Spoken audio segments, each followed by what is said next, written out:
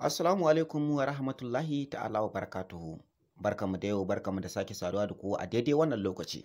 A yau za mu tattauna akan wayannan shahararrun mawaƙa guda biyu, wato Nura M Inuwa da kuma Umar M Sharif.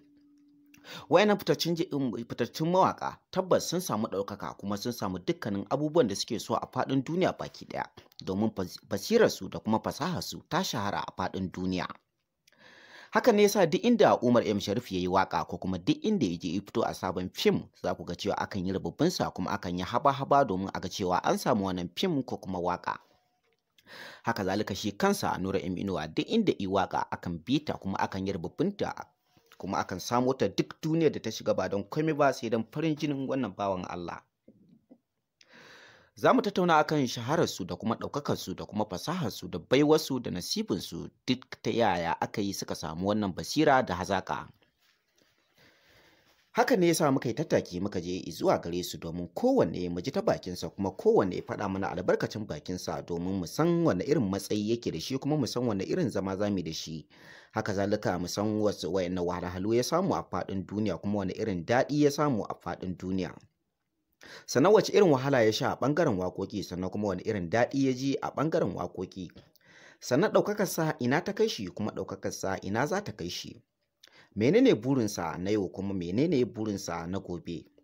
Shin wani irin farin jini yake da shi kuma wani irin baƙin jini yake da shi. Shin wace irin waƙa yake so ya yi nan gaba kuma wace irin waƙa yake ƙoƙari ya yi a yau. Sannan zai ci gaba da yin waƙa ko kuwa ya riga ya daina yin waƙa tun daga 2021. Ko shin zai ci gaba da yin waƙoƙi ne kamar yadda ya saba. Shin zai ci gaba da yin waƙoƙin siyasa ko kuwa waƙoƙin soyayya zai dinga yi kamar yadda aka san shi da shi a shekarun baya ko mu ce kwanakin baya. Shin siyasa ta shiga ransa ko kuma siyasa bata shiga ransa ba, gabaki ɗaya duk wannan tattaunawa za ku ji daga bakin waɗannan fitaccen mawaƙa guda biyu, wato Nura M Inuwa da kuma Umar M Sharif. Tattakin da muka yi ba kowane tattaki muka yi ba, mun yi tattaki ne domin kawai mu je mu same su domin mu ji ta bakin su, mu ji wani irin albarkacin bakin su za su tofa da bakin su domin mu ji shin wani irin ƙuduri suke da shi a faɗin duniya. Hakan ne yasa muka yi tattaki muka je mu same su, ko ba wai mun same su bane domin ra'ayin kanmu, mun same su ne domin kawai farin cikin ku da kuma annishuwar ku.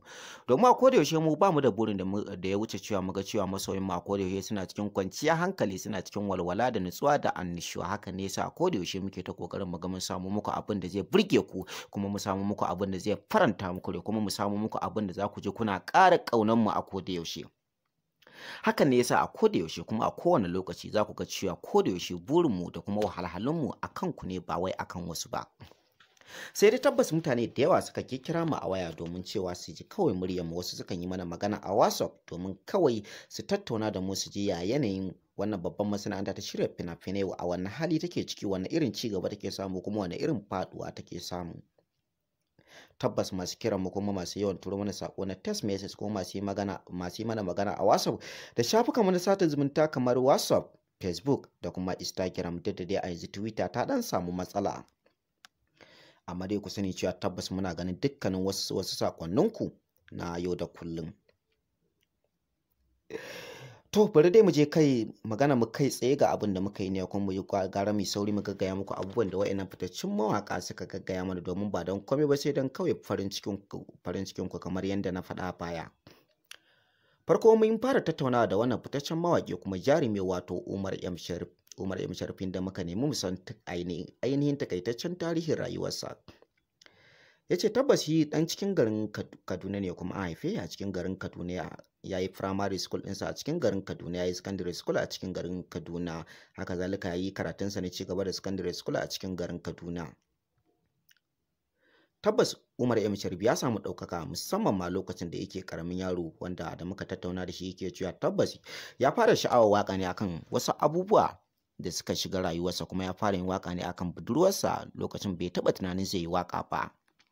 Yadda da muka tambaye shin wani irin burika yake da su lokacin da yana yaro, shin da mutum yana karamin yaro yake da burin yin waka ko kuwa sai bayan ya girma ya taso da burin waka, kuma me yasa tun yana karamin yaro, shin wani abu ne yafi burge shi lokacin da yana karamin yaro, kuma wani abu ne yake faranta mishi yake sa shi annishuwa da jin daɗi a faɗin duniya.